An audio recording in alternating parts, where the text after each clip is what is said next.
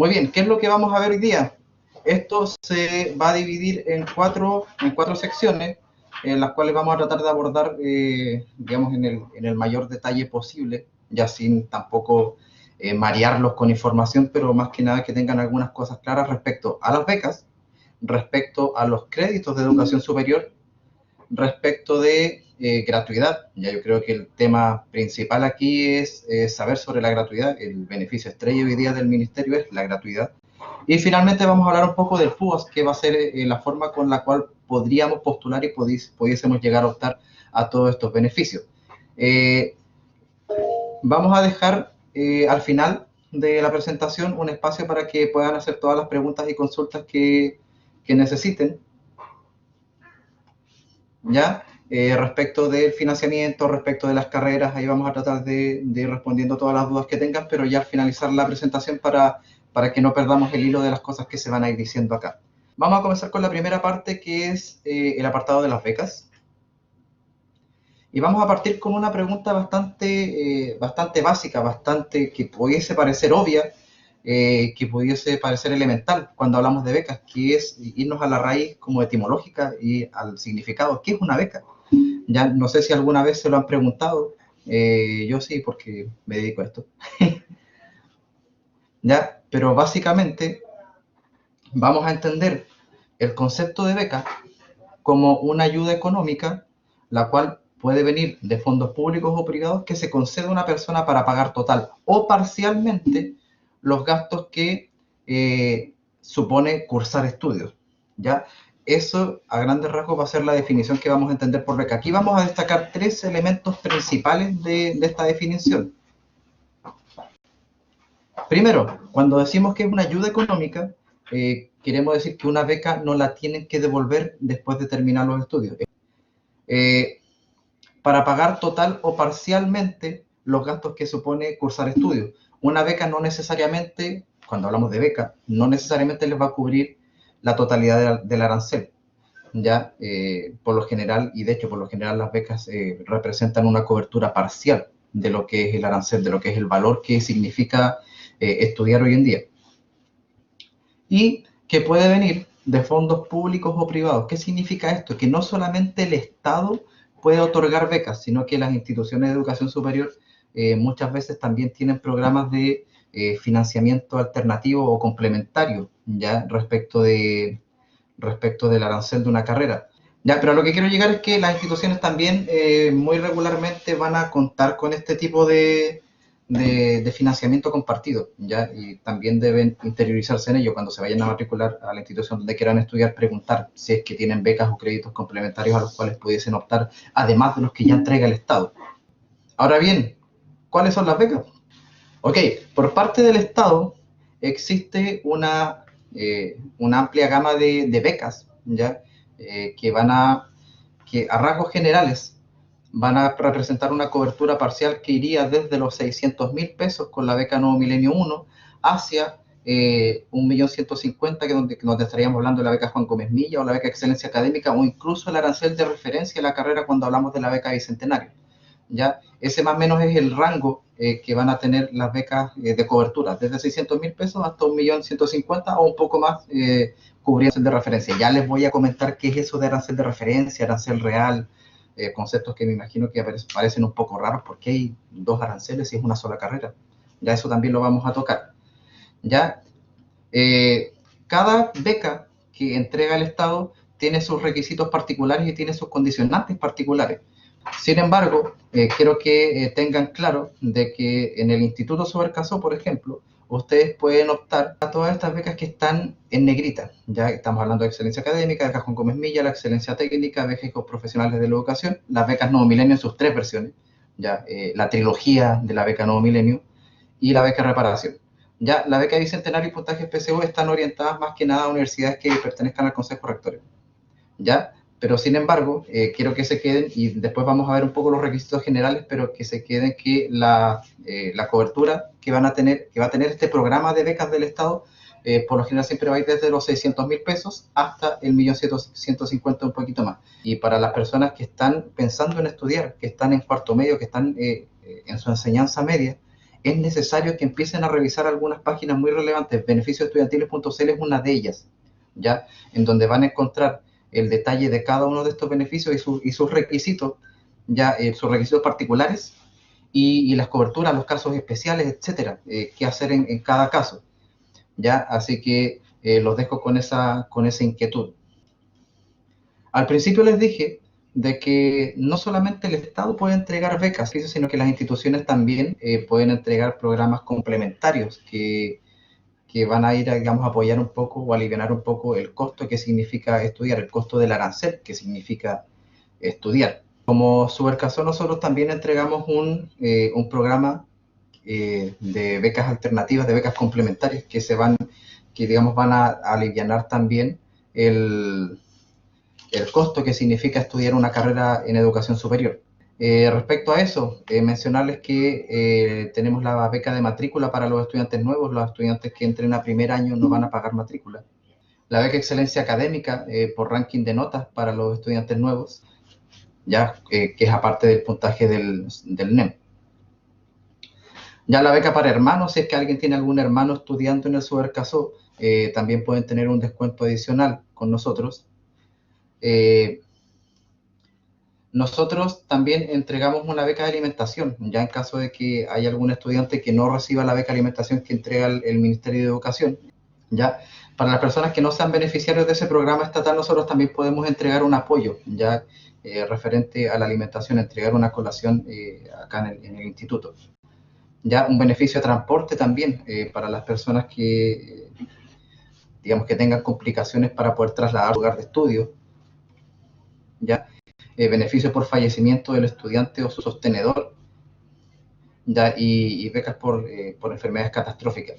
A lo que quiero llegar con esto es que el instituto se preocupa y se va a preocupar continuamente de poder apoyarlos a ustedes bajo todas las situaciones particulares que ustedes puedan tener. Estos beneficios estatales, una de las condicionantes principales que tiene es que la asignación o no va a depender de ciertas comprobaciones respecto de la situación particular de cada uno. Va a haber una entrevista de por medio y se va a elaborar un informe de por medio. Ya nosotros como institución, si ustedes tienen algún problema, alguna dificultad, nosotros los vamos a escuchar y los vamos a apoyar dentro de las posibilidades que podamos tener.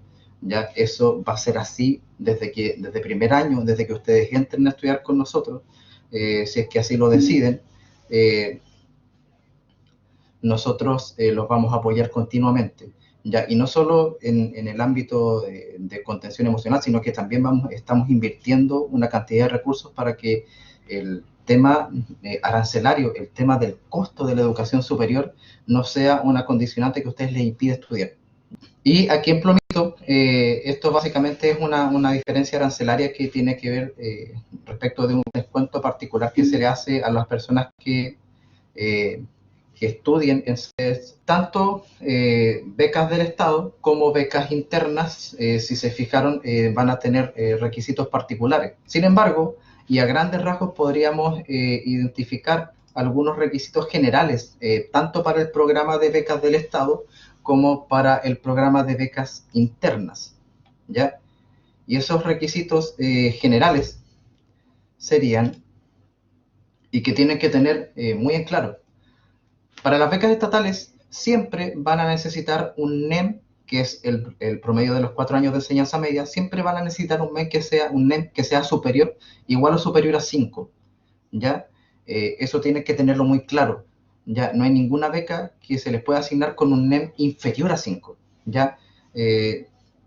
Y la situación socioeconómica que ustedes tienen que tener debe estar hasta el 7º decil socioeconómico. Ustedes se estarán preguntando, ¿pero qué es un decil socioeconómico? Jamás había escuchado eso en mi vida. Tranquilos, los voy a explicar a continuación. Ya, tener un 5, 7º decil. Y para las becas internas, los requisitos generales que van a tener que cumplir van a ser, obviamente, matricularse en el Instituto Subercaso y cumplir con la exigencia particular de cada beneficio. Como les mencioné anteriormente, estos beneficios por lo general se van a asignar siempre previa entrevista con el área de financiamiento de becas y créditos que exista en cada sede. Ahora, yo les hablé de decil socioeconómico, les hablé de esta situación socioeconómica, sin explicarles mayormente de qué se trata. ya que es un decil socioeconómico que hace referencia a eso, ¿ya?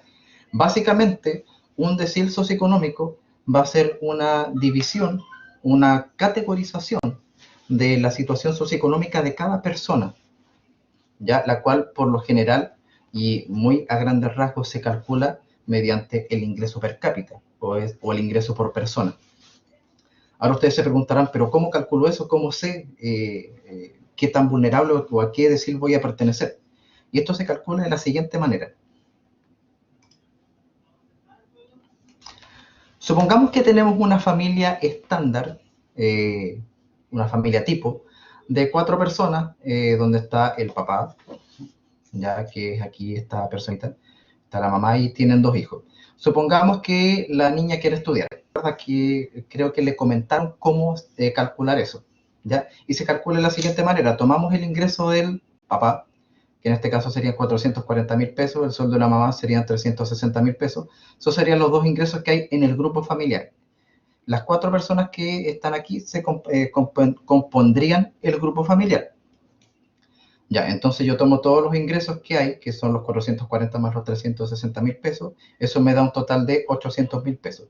Lo divido por la cantidad de integrantes del grupo familiar, que en este caso son 4 personas. Ya, divido los 800.000 por 4 y esto me da 200.000 pesos per cápita, lo cual representa el séptimo decil. ¿Por qué representa el séptimo decil? Porque básicamente los deciles son rangos de ingreso per cápita, ya que representan un 10%. Es como si tuviésemos una torta y la repartiésemos en 10 pedazos. Cada pedazo de torta es un decil socioeconómico que va desde el primero como el más vulnerable hasta el décimo que es el menos vulnerable.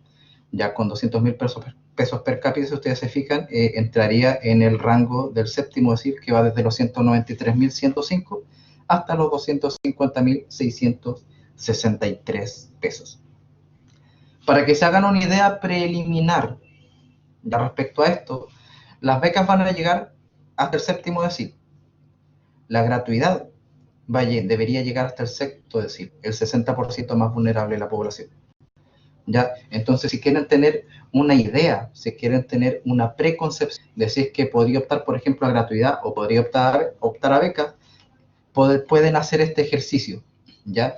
De tomar los ingresos del grupo familiar, dividirlo por la cantidad de personas y ver cuánto es el ingreso per cápita que van a tener.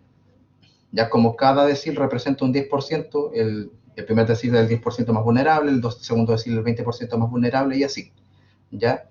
Y gratuidad estaría cubriendo al 60% más vulnerable y las becas hasta el séptimo.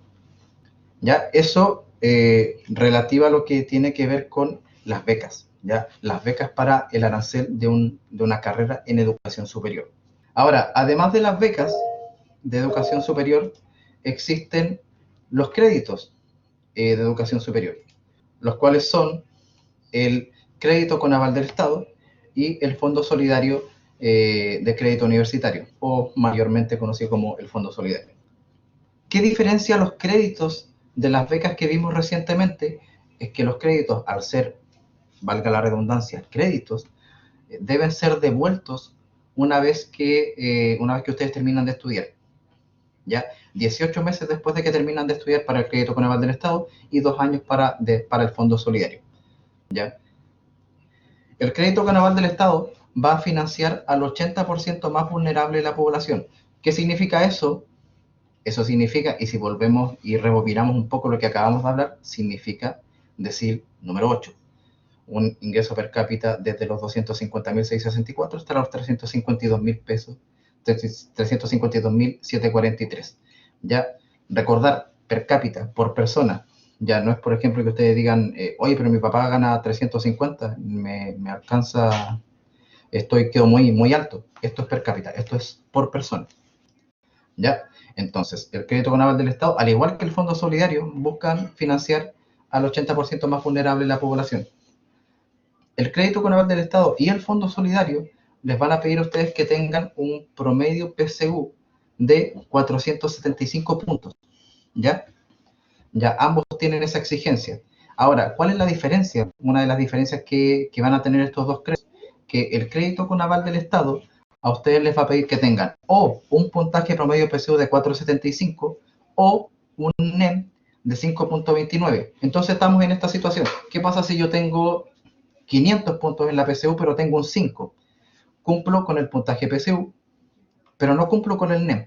Puedo tener el crédito porque tengo uno de ellos. Ya pasaría lo mismo si tengo 400 puntos en la PSU, pero tengo un 5.3 o un 5.4.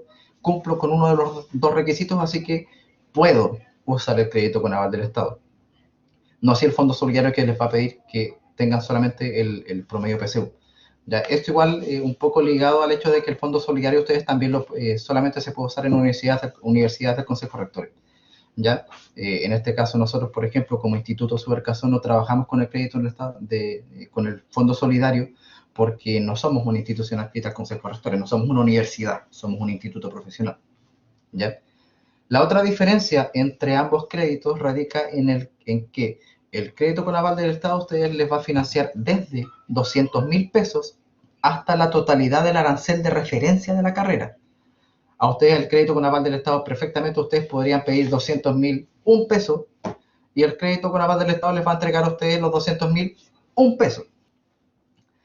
En cambio, el Fondo Solidario se va a otorgar por porcentaje del arancel de referencia, desde un 50% hasta un 100%. En el Fondo Solidario ustedes no tienen mayor incidencia en cuánto es lo que va a cubrir el crédito. En el crédito con aval del Estado sí tienen ese digamos, poder de decisión de decidir, valga la redundancia nuevamente, cuánto es lo que yo voy a ocupar o lo que yo voy a recibir por créditos. Por ende, puedo controlar cuánto es lo que yo me quiero endeudar.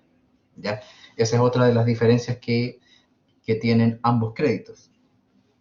Ahora, mucho he hablado sobre aranceles, arancel de referencia, arancel real, y de hecho era la principal razón por la cual yo cuando estudié no entendía por qué tenía que pagar una mensualidad si mi crédito decía cobertura 100%, algo que no me entraba en la cabeza y que hace referencia a lo que les voy a explicar en este momento. En una misma carrera, en una misma institución, existen siempre dos aranceles que están asociados. Uno es el arancel referencial y el otro es el arancel real.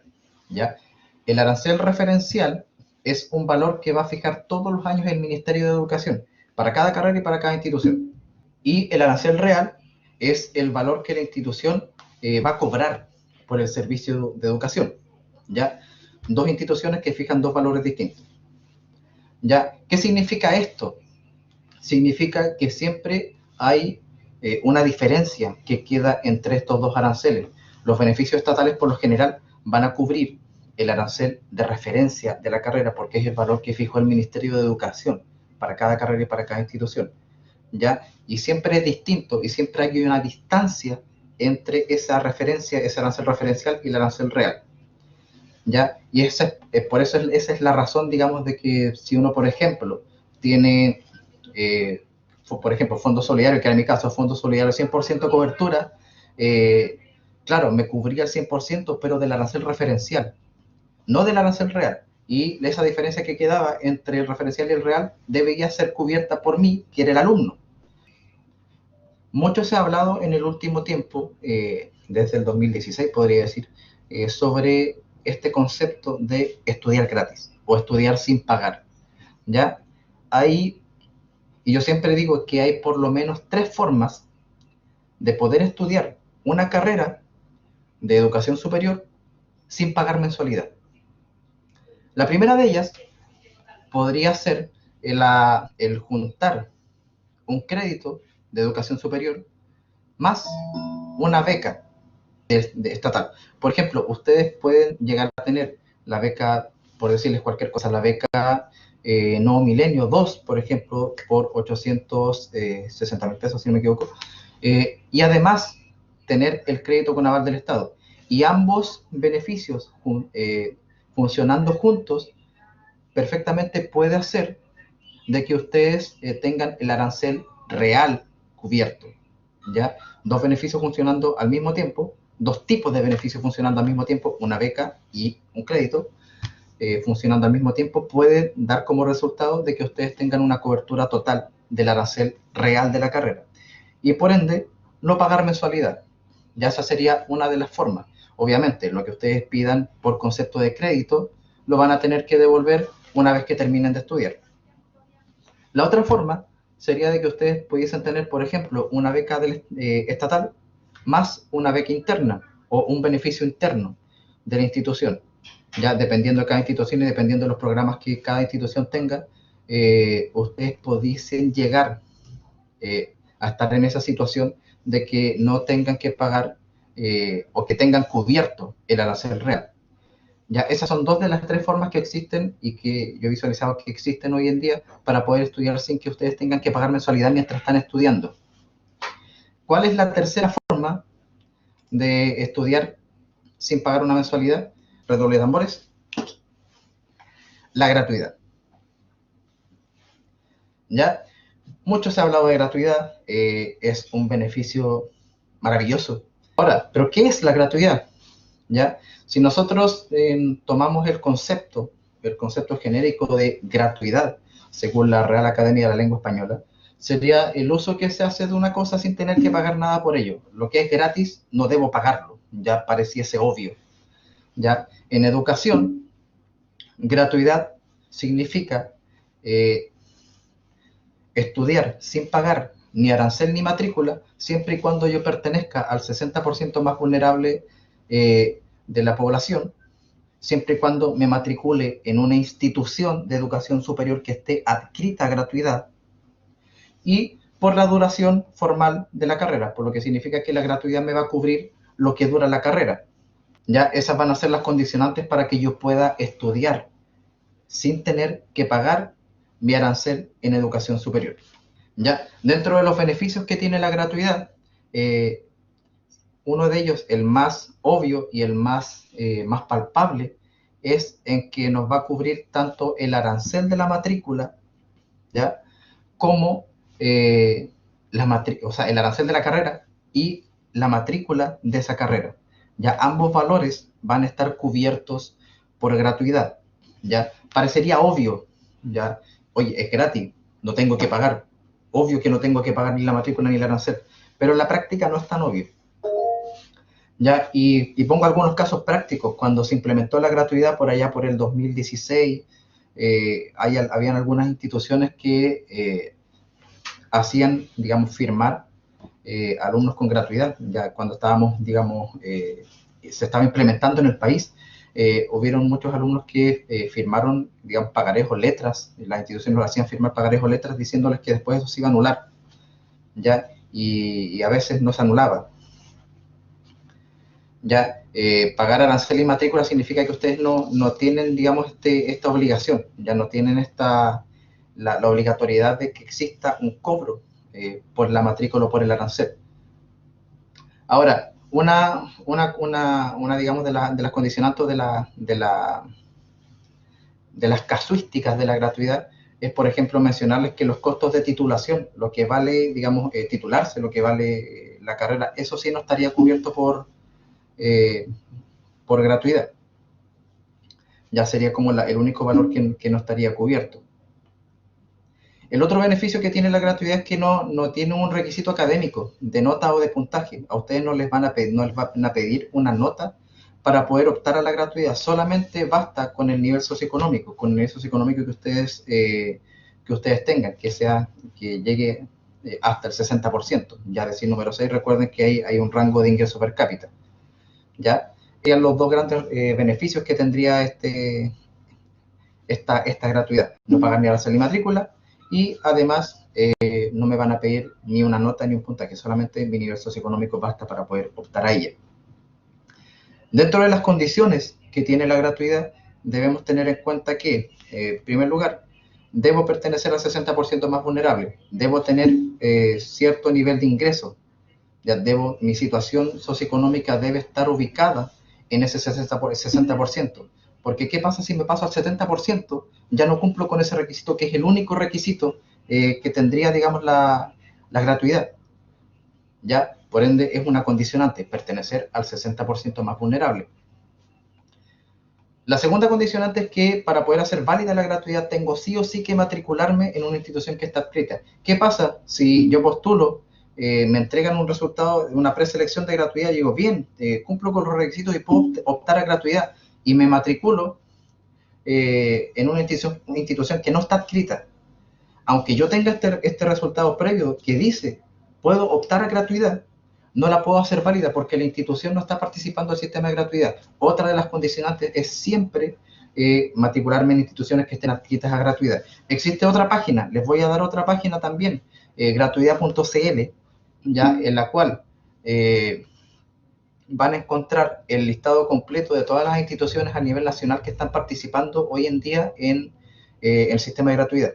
Ya es muy importante que ustedes revisen esa información antes de matricularse en alguna institución de educación superior. Si tienen la intención de estudiar con gratuidad, deben matricularse en una de ellas, ¿ya? La otra condición es que la gratuidad me va a cubrir lo que dura la carrera. Por ejemplo, yo entré a estudiar ingeniería financiera en el Instituto Subercaso, la carrera dura 4 años, por ende voy a tener gratuidad por 4 años, ¿ya? Esa va a ser la duración nominal de mi carrera.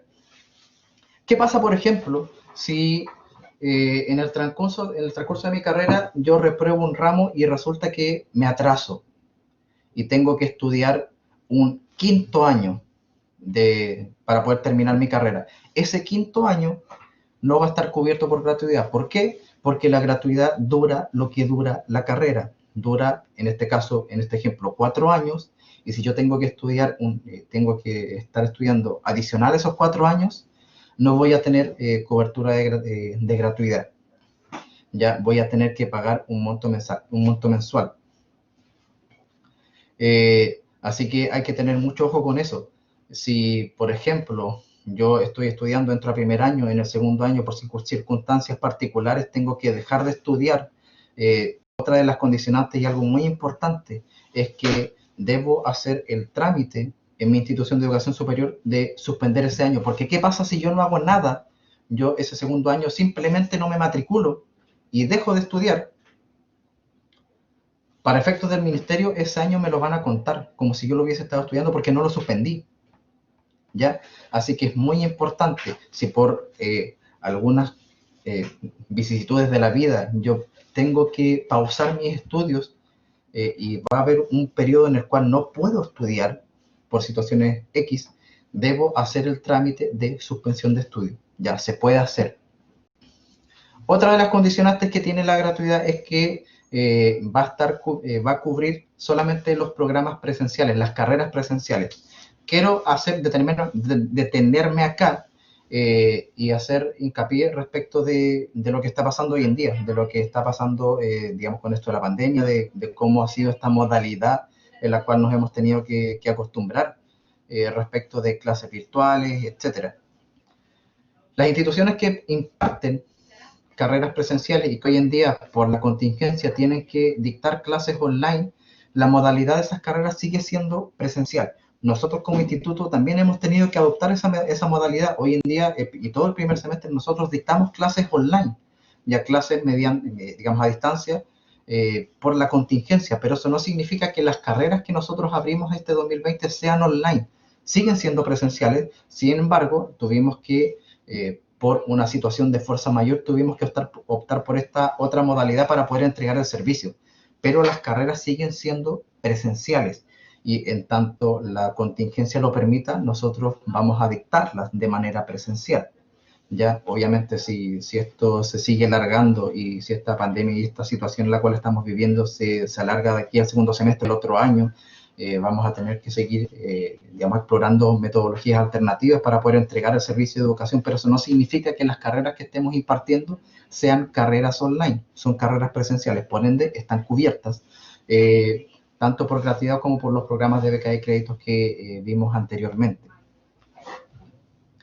¿Ya? Y la última condición de gratuidad sería que para poder optar a ella no pueden o no deben contar con un título profesional previo o con un grado de licenciatura. Por ejemplo, mi profesión es trabajador social. Yo estudié una carrera profesional y por ende tengo un título profesional que es el título de trabajador social. Además tengo una licenciatura que es licenciado en trabajo social. Yo, si quisiera estudiar otra carrera, no podría optar a gratuidad porque no cumplo con la condición de no contar con un título profesional. Yo ya tengo un título profesional. Por ende, a pesar de que nunca fui beneficiario de gratuidad, estoy fuera. Ahora, ¿qué pasa si tengo un título técnico? ¿O qué pasa si quiero realizar continuidad de estudios? Ese es un caso distinto. ¿Ya? Ante la existencia de un título técnico o ante la existencia de que yo tengo una carrera técnica y quiera continuar estudiando una carrera profesional para seguir, digamos, esta línea, en esos casos sí pudiese optar a gratuidad, porque no es un título profesional y no es una licenciatura. ¿Ya? Entonces ahí hay que hacer la diferencia. Títulos técnicos sí pudiese llegar a optar a gratuidad. Ya, obviamente siempre y cuando no haya sido beneficiario, digamos, cumpliendo ciertos requisitos o viendo, digamos, también el tema socioeconómico, etcétera. Pero con un título técnico sí podría llegar a optar a gratuidad, no así con un título profesional. ¿Ya? Así que, digamos, esas son, digamos, como las condiciones, como pudiésemos decir, como la letra chica que tiene la gratuidad. Sin embargo, representa un gran beneficio. Ya el estudiar gratis, yo insisto, es un beneficio, es una situación de la cual no todos pudimos vernos beneficiados por eso. Ahora, hemos hablado de becas, hemos hablado de créditos, hemos hablado de gratuidad, pero me imagino que se estarán preguntando, ¿y cómo puedo llegar a obtener algo así? ¿Cómo puedo postular? ¿Qué tengo que hacer para poder optar a estos beneficios que a simple vista se ven se ven muy bien? Ya, coberturas parciales, coberturas totales, es genial. ¿Ya? Entre los meses de octubre y noviembre, por lo general se habilita lo que conocemos como formulario FUAS. ¿Qué significa eso? Formulario único de acreditación socioeconómica. Es un formulario que está habilitado, que lo habilita el Ministerio de Educación, al cual ustedes pueden acceder desde la página beneficioestudiantiles.cl o inclusive fuas.cl. Ya, yo por lo general siempre entro así, fuas.cl, ya no puede ser más intuitivo. Es un formulario el cual a ustedes se les va a consultar y ustedes van a tener que ingresar información referente de antecedentes personales, antecedentes del grupo familiar y antecedentes de sus ingresos, los ingresos del grupo familiar. ¿Ya? Cuando ustedes entren a este FUAS van a ver esta página que está aquí de fondo, la van a ver tal cual. Lo que van a tener que hacer en esos momentos va a ser registrarse. Ya se les va a preguntar un correo, su nombre completo, etcétera, ese tipo de sitios de preguntas. Ya van a tener que aceptar algunos términos y condiciones, de esos que son habituales en este tipo de inscripciones, y se van a registrar. Eso los va a llevar a la página de postulación. Van a ver una página que es similar a esto, donde van a ver algunos, digamos, ¿cómo decirlo?, rectángulos o banners, ya que los van a llevar, digamos, a la postulación. Una vez que ustedes estén en la postulación va a constar de 3 páginas, ya 3 páginas donde ustedes van a tener que empezar a llenar información. La primera página va a ser antecedentes personales. Su nombre, dirección, les van a preguntar el liceo, un poco la nota, digamos, su nota de enseñanza media, el tipo de liceo en el cual ustedes estudiaron, etcétera. Ese tipo de información va a estar en la parte de antecedentes personales. Luego le dan guardar y continuar, ya van a la segunda página y entrarían al grupo familiar. ¿Ya? Ahí ustedes van a tener que registrar a cada una de las personas que componen su grupo familiar. ¿Ya? ¿Qué significa grupo familiar? Ya el ministerio lo define como el grupo de personas que comparten ingresos y gastos con ustedes. ¿Ya? Todas esas personas, ustedes van a tener que registrarlas con RUT, con nombre completo, nivel educacional, etcétera. Van a haber una serie de datos que les van a pedir de cada persona. Ya por ende deben tener esa información a la hora de postular. Y luego pasamos a la última pestaña, que son los ingresos, ya los ingresos del grupo familiar. Cada persona que ustedes colocaron en el grupo familiar van a aparecer en esta parte de ingresos y ustedes van a tener que declarar cuánto es lo que gana esa persona por ejemplo, si este año fue 2019 y 2018, pues estamos en 2020. Para el otro año sería 2020 y 2019, si no me equivoco. Y ahí estoy, como que los números no son mucho lo mismo. Ya, pero van a tener ahí que registrar cuánto es lo que gana un promedio mensual y estimativo de cuánto es lo que gana cada persona y diferenciarlo por tipo de ingreso, ¿ya? Las personas que perciban un sueldo, va a haber una pestaña que dice sueldo, que es una columna que dice sueldo. Las personas que reciban pensiones, ya va a haber una columna que dice pensiones. Vi ahí una consulta y la quiero tomar ahí, que hablaba de las pensiones alimenticias. Pensiones alimenticias y aportes de parientes tienen su columna también, y también es un ingreso que hay que declarar. ¿Ya? Inclusive, si existen ingresos informales, estos también deben ser declarados en la columna de actividades independientes. ¿Ya? Entonces, todo ingreso que entra al grupo familiar debe ser declarado en esta etapa, digamos, del FUAS. ¿Ya? Recordar ingreso de promedio mensual. ¿Ya? Si el ingreso es fijo, si el ingreso no varía de mes a mes, se coloca más o menos lo que se gana. Si el ingreso es variable, ya si no se gana o hay mucha diferencia entre mes y mes, lo que tengo que hacer es sacar un promedio. Ya un promedio de sumar, digamos, todas las remuneraciones que hay en el año en curso y dividirla por la cantidad de meses. Ya en el caso del año anterior serían los 12, en el caso del año en curso serían 10. Y ahí sacar, digamos, el promedio que voy a ingresar al formulario FUAS.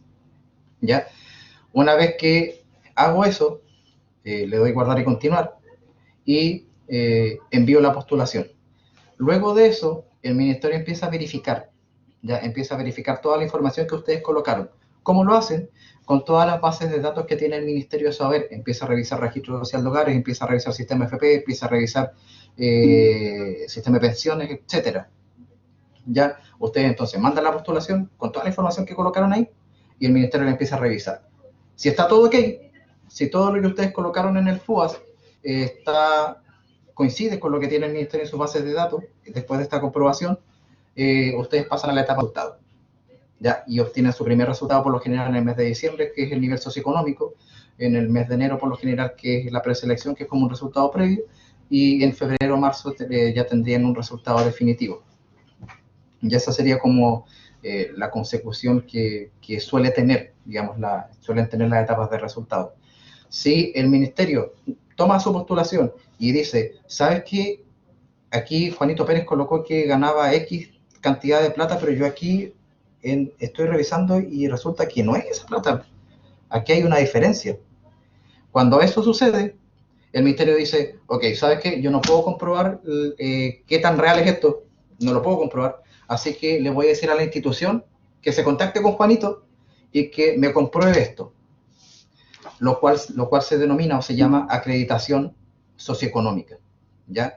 Lo que significa que en diciembre, cuando aparezca el primer resultado, que es el nivel socioeconómico, a las personas que tengan estén en esa situación, les va a aparecer un mensaje que dice, debes pasar por el proceso de acreditación socioeconómica en tu institución, bla, bla, bla.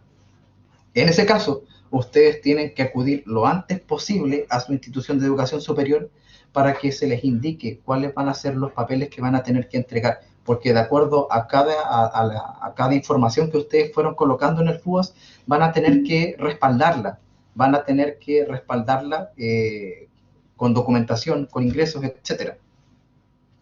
¿Ya? Entonces, mientras antes hagan ese trámite, antes van a tener el resultado. ¿Ya? Por lo general, durante el año, el proceso de acreditación socioeconómica es muy extenso, ¿ya? Y se va dando en varias etapas. Pero es importante que si ustedes tienen esa situación ya en diciembre, de que lo antes posible se acerquen a su institución de educación superior para cumplir con ese proceso lo antes posible, ya porque si ustedes empiezan a demorar ese proceso, en definitiva lo que están demorando es su resultado, es su propio resultado, ¿ya? Respecto digamos, a cómo se van a financiar una carrera. Ya van a estar estudiando y van a tener esa incertidumbre de, chuta, estoy esperando un resultado, en realidad no estoy tan seguro si es que me va a salir o no. Ya, para evitar eso, hacer los trámites con tiempo. Chicos, a grandes rasgos y a modo bastante genérico, bastante general, no quise entrar en tanto detalle porque esto hubiese sido demasiado largo. Hablar en mucho detalle del tema de financiamiento estatal, podríamos estar 3 horas, 4 horas ya hablando de esto. pero muy a grandes rasgos de eso se trata. Eso es lo que hay que hacer y de esto se compone el financiamiento estudiantil. Ya el ministerio y el gobierno se gasta una cantidad de recursos impresionante todos los años para que ustedes puedan estudiar, ya para que los estudiantes de cuarto medio puedan optar a estudiar sin tener que pagar arancel. Imagínense estudiar gratis, ¿ya? Y muchas veces esos recursos o muchos de esos recursos se pierden por malas postulaciones, por no hacer los trámites en los tiempos que corresponden.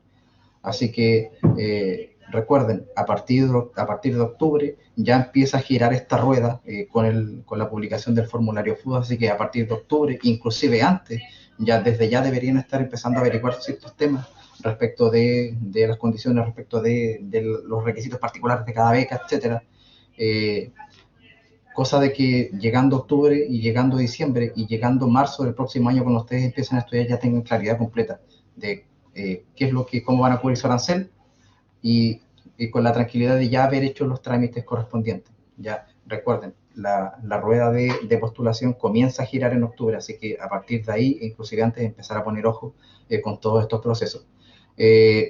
Como dijo Patricia al principio, nosotros estamos ubicados en Rancagua, en Viña del Mar, en Concepción, en Temuco y en Santiago, ya donde existen y existimos personas que se dedican a esto y que pueden analizar sus casos de forma particular, las dudas que tengan de cada situación, de cada familia, de cada grupo familiar, se pueden analizar de manera personal. Ya no teman y no duden en acudir a nosotros para poder ir viendo esas dudas.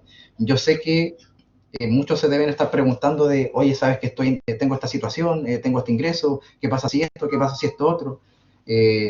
Nosotros, y por lo menos acá en la sede siempre hemos funcionado así, ofrecemos esa posibilidad, esa ayudantía, esa asesoría que sea que más personalizada. Ustedes pueden asistir independiente que quieran o no estudiar con nosotros les podemos dar esa información. Ya no se queden con las dudas. Bien. Mauricio. Ahora, ¿sí? Mauricio, ¿me escuchas? Mauricio, mira, acá estábamos viendo el chat, hay hartas preguntas. La primera de ellas es de Rode. Ella consulta acerca y pregunta lo siguiente, dice, ¿estos beneficios son para los alumnos que vienen saliendo de cuarto año medio o también para una persona adulta? Ok, Eso es. ya, voy a responder esa pregunta. Gracias, Rode, por esa pregunta.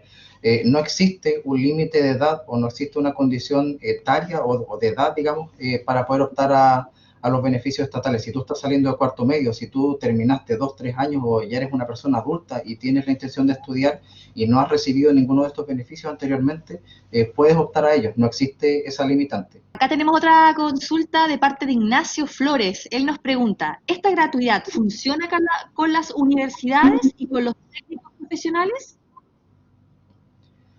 Bien, como mencioné en la presentación, hoy en día, cuando hablamos de gratuidad, hoy en día se habla de instituciones adscritas. Ya hoy en día se habla de tanto universidades como institutos profesionales o CFT que estén adscritos a gratuidad.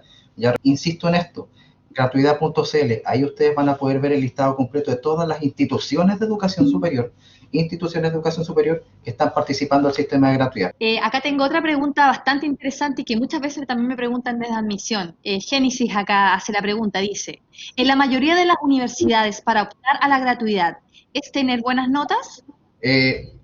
Como mencioné al principio, como mencioné en su momento en la presentación, uno de los beneficios que tiene la gratuidad es que no te pide una nota. Acá tenemos otra pregunta que de parte de Ashley Muriel. Ella consulta, si estoy en un liceo técnico y salgo con un título, ¿igual tengo derecho a la gratuidad? Sí, igual tienes derecho a la gratuidad porque los títulos técnicos que entregan los liceos son títulos de nivel medio. Bien, acá María Isabel nos pregunta, ¿los ingresos son imponibles? Deben considerar el ingreso total descontando lo que son los descuentos legales, lo que es la AFP y lo que es la previsión social. Ya, entonces, después de descontar eso, lo que me queda es lo que yo debo declarar en el formulario. Bien, Mauricio, te vayas con la última lámina como para despedir. Ahí, mientras tanto, yo llego ahí a la otra locación. Bien, bien, gracias Mauricio. Bueno, lamentablemente no pudimos ahí hacer estos juegos de cámara, pero más que todo y antes de que se vayan, recuerden que les voy a compartir un link que es para lo que es el curso de educación financiera, que está bastante interesante y como ya les decía, nuevamente agradecerles su gran participación, convocatoria de todos ustedes, de verdad que estamos súper contentos y bueno, ya para cerrar ya, y seguramente muchos me comentaron y me preguntaron qué carreras teníamos, ahí ustedes pueden ya visualizar, son las 3 carreras que nosotros tenemos, ingeniería financiera, ingeniería de administración financiera y el contador auditor. Estas 3 carreras que tenemos son carreras profesionales que por supuesto también tienen salida intermedia a los 2 años. Así que ahí está toda esa información. Nuevamente agradecerles su gran convocatoria